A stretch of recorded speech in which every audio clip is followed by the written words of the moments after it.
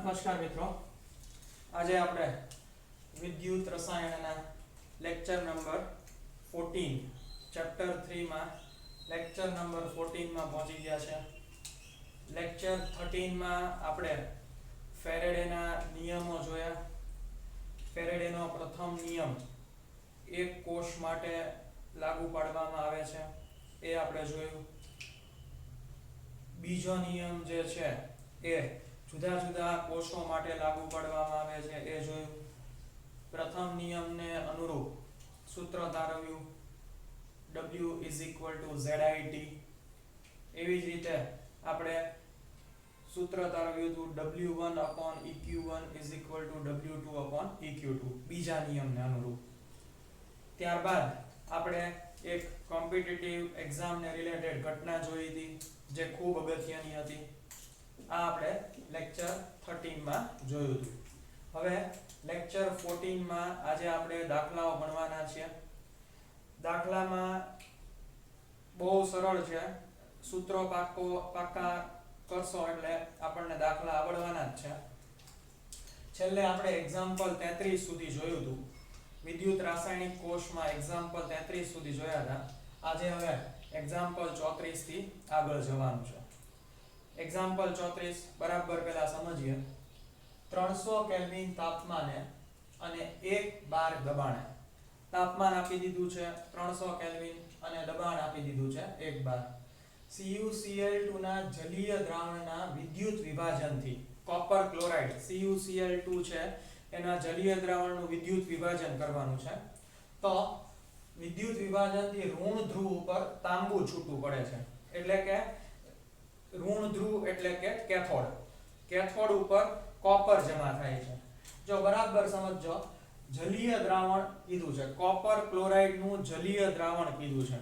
હવે નિયમ પ્રમાણે જલીય દ્રાવણમાં બે જ શક્યતા રહેલી છે. એક તો પાણીમાં H+ અને કોપર. તો નિયમ પ્રમાણે જેના રિડક્શન પોટેન્શિયલ નું મૂલ્ય વધારે હોય, પાણીનું રિડક્શન પોટેન્શિયલ નું મૂલ્ય 0.0 છે, કોપરના રિડક્શન પોટેન્શિયલ નું મૂલ્ય +0.34 છે. તો બંને વચ્ચે સ્પર્ધા થાય. જલીય દ્રાવણમાં પાણી છે એટલે H હાઇડ્રોજન વાયુ કેથોડ ઉપર જશે કે કોપર ધાતુ જશે? તો અહીં તો તમને કહી દીધું છે કેથોડ ઉપર કોપર ધાતુ જમા થાય છે, બરાબર. પરંતુ કદાચ ન કીધું હોય તો તમારે ગણતરી કરીને આવી રીતે મેળવવાનું કે જેનું આપણે પહેલા શીખવાડેલું છે, જેના રિડક્શન પોટેન્શિયલ નું મૂલ્ય વધારે હોય એ હંમેશા કેથોડ બાજુ જાય. તો કોપરના રિડક્શન પોટેન્શિયલ નું મૂલ્ય વધારે છે એટલે કેથોડ ઉપર કોપર જમા થશે. અહીંયા તો તમને કહી જ દીધું છે કે ઋણ ધ્રુવ ઉપર તાંબુ છૂટું પડે છે, પણ ન કીધું હોય તો આપણે આવી રીતે મગજ દોડાવીને નક્કી કરવાનું છે કે કેથોડ ઉપર શું જમા થશે. તો અહીં કેથોડ ઉપર કોપર જમા થશે, છૂટું પડે છે, અને ધન ધ્રુવ ઉપર ક્લોરીન વાયુ છૂટો પડે છે. ધન ધ્રુવ એટલે કે એનોડ ઉપર ક્લોરીન વાયુ છૂટું પડે છે. 2 એમ્પિયર પ્રવાહ 1 કલાક માટે પસાર કરતા અહીંયા આપણે આ કોષ ઉપર 2 એમ્પિયર પ્રવાહ 1 કલાક માટે પસાર કરવાનો છે. તો કેટલું તાંબુ અને ક્લોરીન વાયુ છૂટો પડશે? એટલે આપણે તાંબા કેટલું ગ્રામ મળશે એ જોવાનું છે, અને ક્લોરીન વાયુ.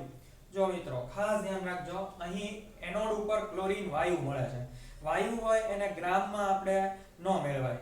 તો વાયુ છે એનું આપણે કદ મેળવશું, કારણ કે પ્રેશર દબાણ આપણને 1 બાર આપી દીધું છે. તો એ આપણે સામાન્ય વાયુ સમીકરણથી મેળવશું. એને આપણે લીટરમાં મેળવવું પડશે. તાંબાને ગ્રામમાં લેવું પડશે, જ્યારે જે ક્લોરીન વાયુ છે વાયુને ગ્રામમાં ન લેવાય. તો વાયુને આપણે લીટર મિલીલીટરમાં લેશું. એ આપણે પછી જોશું. પણ સૌ પહેલા હંમેશા યાદ રાખો મિત્રો કે જ્યારે આ પ્રકારના દાખલા આવે ત્યારે સૌથી પહેલા તમારે Q એટલે કે વિદ્યુતનો જથ્થો કે જે કુલમમાં મેળવવામાં આવે છે એ લઈ લેવાનો. સૌ પહેલા વિદ્યુતનો જથ્થો મેળવવાનો, ત્યારબાદ તમારે ફેરેડે મેળવવાના. આ પ્રકારના દાખલામાં હંમેશા ખાસ ધ્યાન રાખવાનું, પહેલા તમને I વિદ્યુત પ્રવાહ એમ્પિયર માં આપેલો છે, t ટાઈમ સેકન્ડ માં લઈ લેવાનું, એટલે તમારે q IT સૂત્ર ઉપરથી પહેલા વિદ્યુતનો જથ્થો મેળવી દેવાનો અને ત્યારબાદ તમારે સૂત્ર ઉપરથી ફેરેડે મેળવવાનું છે. આ દાખલામાં ખાસ આ એક યાદ રાખવાનું છે. તો સૌ પહેલા આપણે સોલ્યુશનની વાત કરીએ તો આપણે જેમ કીધું એ પ્રમાણે I વિદ્યુત પ્રવાહ 2 એમ્પિયર I આપી દીધો છે, સમય આપી દીધું છે 1 કલાક, એટલે સૌ પહેલા આપણે q મેળવી લઈએ. તો q IT સૂત્ર છે કે જે આપણે ગઈકાલે જ જોયું હતું, q IT, જ્યાં I છે એ વિદ્યુત પ્રવાહ એમ્પિયર માં હોય છે, જે આપી દીધું છે 2 એમ્પિયર. કલાક સમય જે છે એ કલાકમાં આપી દીધો છે, જેને આપણે કમ્પલસરી ફરજિયાતપણે સેકન્ડમાં રૂપાંતરણ કરવાનું. તો અહીંયા 1 કલાક છે તો 1 કલાકની આ 60 મિનિટ અને 60 સેકન્ડ, એટલે આપણે 2 ગુણ્યા 3600 કરીએ એટલે આપણને q વિદ્યુત પ્રવાહનો જથ્થો કુલમમાં 7200 કુલમ મળી જશે, એટલે કે q ની વેલ્યુ આપણને મળી જશે. હવે q ની વેલ્યુ ઉપરથી આપણે ફેરેડેની વેલ્યુ ગોતી શકીએ. તો એની માટેનું સૂત્ર છે faraday F q/96500. Faraday F q/96500. આ સૂત્ર યાદ રાખવાનું છે.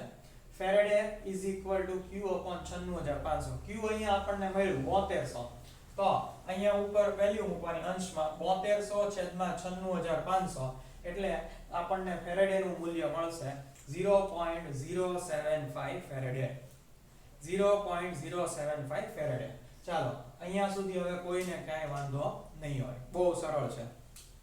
હવે આપણે પહેલા વાત કરવાની છે કેટલું કેથોડ ઉપર કેટલું કોપર જમા થશે, એટલે પહેલા આપણે કોપરની ગણતરી કરી લઈએ. તો સૌ પહેલા કેથોડની પ્રક્રિયા લખશું.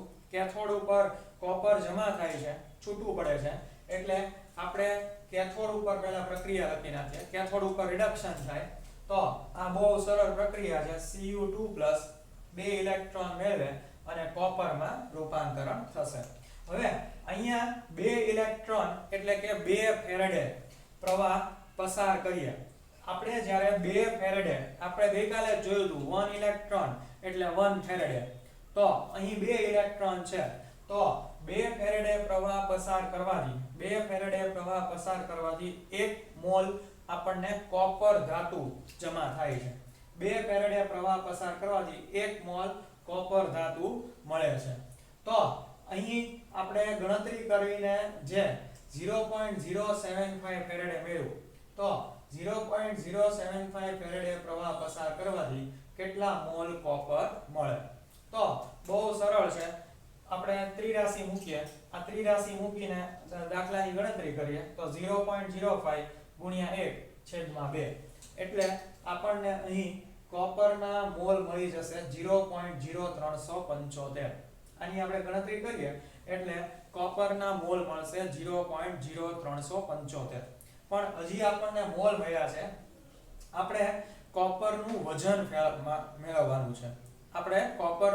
મેળવવાનું છે. તો હવે 1 મોલ કોપર હોય તો એનું વજન, એનો પરમાણુય દળ 63.5 ગ્રામ છે. આ તમારે યાદ નથી રાખવાનું, દાખલામાં આપી જ દીધું હશે, બરાબર. 1 મોલ કોપર છે એમાં પરમાણુય દળ 63.5 ગ્રામ છે. તો અહીંયા જે કોપરના મોલ મળ્યા 0.0375 મોલ, તો એનું દળ કેટલું? તો ત્રિરાશિ મૂકીએ તો 0.0375 ગુણ્યા 63.5, એટલે આપણને કોપરનું વજન મળશે.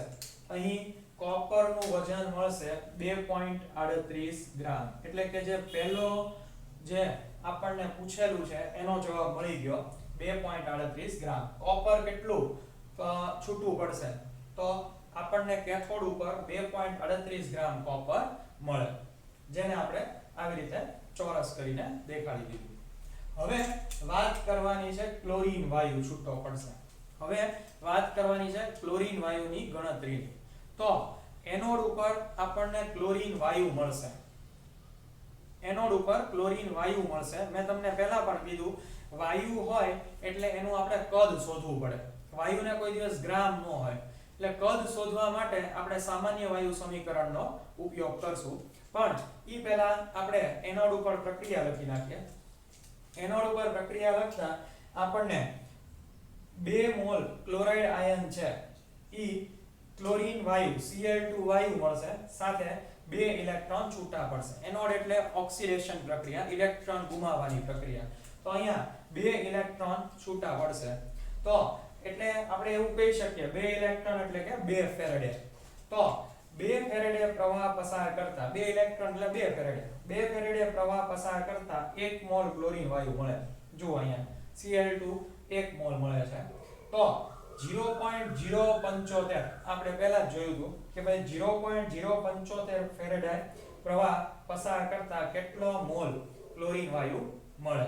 તો હવે આપણે ત્રિરાશિ મૂકીએ તો 0.075 ગુણ્યા 1 છેદમાં 2 ફેરેડે. તો આપણને જવાબ મળે 0.0375 મોલ ક્લોરીન. એટલે ક્લોરીનના મોલ મળશે 0.0375. આ આપણને મોલ મળ્યા. આપણે કદ શોધવાનું છે. તો હવે સામાન્ય વાયુ સમીકરણ છે PV nRT. એમાં V ને સૂત્રનો કર્તા બનાવીએ એટલે nRT/P.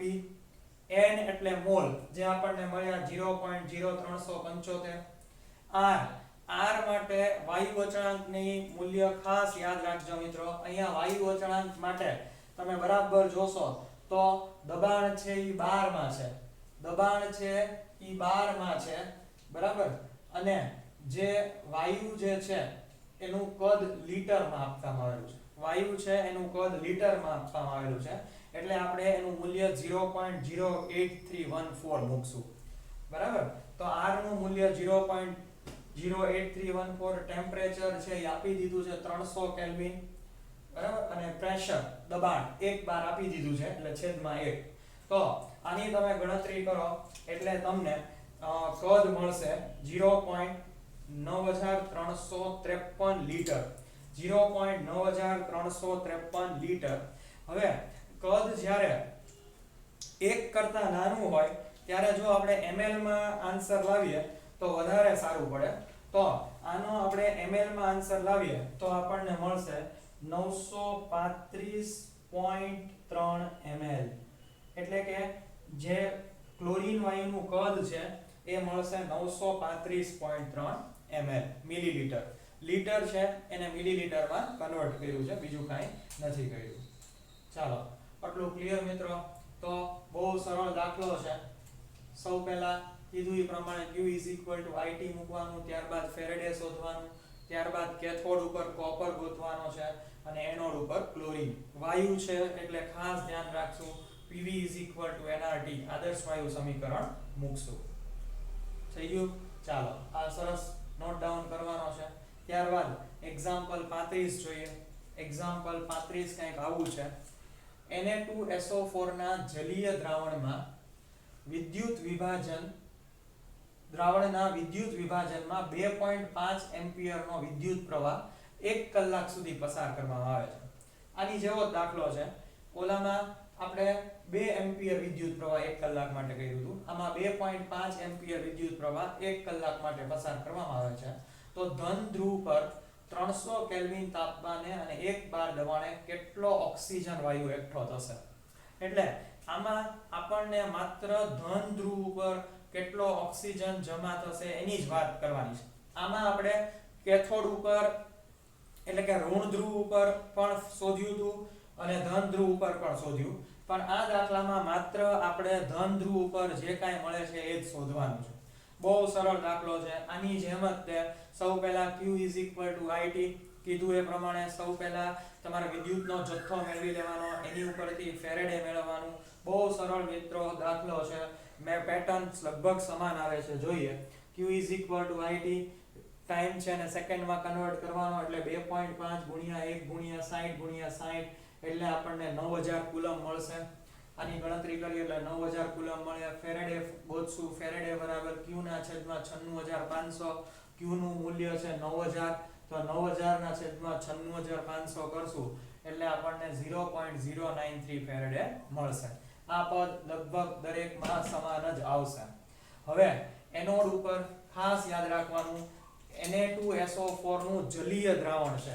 જો મિત્રો ખાસ યાદ રાખો, આપણે ઈ વખતે સમજાયું હતું કે કોઈ પણ મંદ દ્રાવણનું વિદ્યુત વિભાજન કરીએ એ પાણીનું જ વિદ્યુત વિભાજન થાય છે. આપણે વિદ્યુત વિભાજનથી પ્રાપ્ત થતી નિપજોનો જથ્થો એ ટોપિક વખતે આપણે કીધું હતું, મંદ NaCl નું સમજાયું હતું, મંદ Na2SO4 નું સમજાયું હતું. તો અહીં ખાસ ધ્યાન રાખવાનું, Na2SO4 નું વિદ્યુત વિભાજન નથી કરવાનું, પાણીનું જ વિદ્યુત વિભાજન કરવાનું છે. તો પાણીનું વિદ્યુત વિભાજન કરીએ તો એનોડ ઉપર પ્રાપ્ત થતી નિપજ જે આપણે પહેલા પણ જોઈ હતી, પાણીનું વિદ્યુત વિભાજન 2H2O, એનોડ ઉપર ઓક્સિજન મળે તો ઓક્સિજન મળ્યા પ્લસ 4 ઇલેક્ટ્રોન છૂટા પડ્યા અને સમીકરણ બેલેન્સ કરવા 4H+ આપણે લખીએ છીએ. હવે આપણે આમાં જોઈ શકીએ છીએ 4 ઇલેક્ટ્રોન એટલે કે 4 ફેરેડે વિદ્યુત પ્રવાહ પસાર કરવાનો. તો 4 ફેરેડે પ્રવાહ પસાર કરતા આપણને 1 મોલ ઓક્સિજન મળે છે. આની જેમ જ છે, અહીંયાની જેમ જ છે, બરાબર. તો 4 ફેરેડે પ્રવાહ પસાર કરીએ તો 1 મોલ ઓક્સિજન મળે. તો 0.093 ફેરેડે પ્રવાહ પસાર કરીએ તો કેટલા મોલ ઓક્સિજન મળે?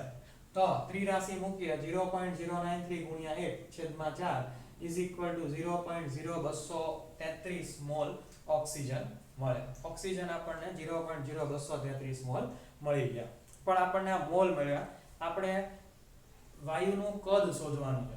તો પહેલાની જેમ જ તે આદર્શ વાયુ સમીકરણ PV is equal to nRT, V ને સૂત્રનો કરતા બનાવીએ તો nRT/P, n આપણને અહીંયા મળ્યા મોલ 0.0233 ગુણ્યા 0.08314. r નું મેં તમને કીધું કે જ્યારે દબાણનો છે એકમ છે એ બાર માં આપેલો હોય, બરાબર, દબાણ છે એ બાર માં આપેલું હોય, વાયુ જે છે એ લીટર માં આપેલું હોય, અને જ્યારે ટેમ્પરેચર કેલ્વિન માં આપ્યું હોય ત્યારે આપણે 0.08314 થઈએ છે. ટેમ્પરેચર આપી દીધું છે 300 કેલ્વિન, છેદમાં પ્રેશર 1 bar એટલે છેદમાં 1. તો આની તમે ગણતરી કરશો એટલે તમને આન્સર મળશે 0.5815 લીટર. મેં તમને કીધું છે કે જ્યારે 1 કરતા નાનું હોય ત્યારે ml માં આન્સર લાવવો વધારે યોગ્ય છે, હિતાવહ છે. એટલે આ લીટર ને આપણે ml માં કન્વર્ટ કરશું એટલે આપણને મળશે 581.5 ml ઓક્સિજન, બરાબર. તો આ રીતે આપણને કદ મળ્યું. તો આ બંને દાખલાઓ મિત્રો બહુ સરસ છે, બહુ સહેલા છે, વ્યવસ્થિત નોટ કરી લ્યો. ત્યારબાદ આપણે દાખલામાં આગળ જઈએ છીએ.